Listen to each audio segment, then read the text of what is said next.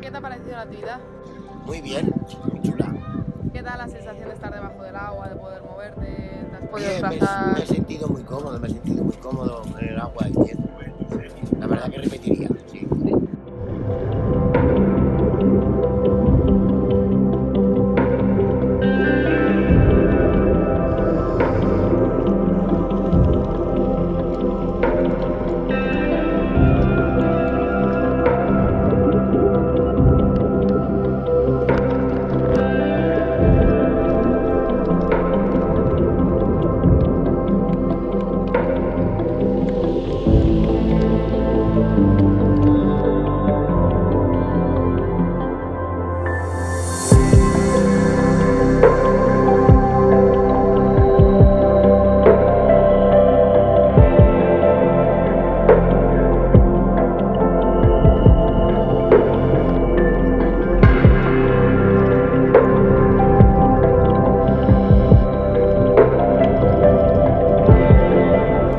Bueno, Sandra, ¿y qué te ha parecido el buceo?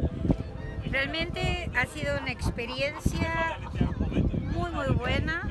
Yo creo que también tanto para mí como para los nadadores, el tema de sentirse más sueltos, más libres en el agua, yo creo que ha sido para ellos una experiencia muy buena. Con estos proyectos así tenemos la posibilidad de experimentar actividades nuevas, actividades inclusivas que también hacen para la integración social.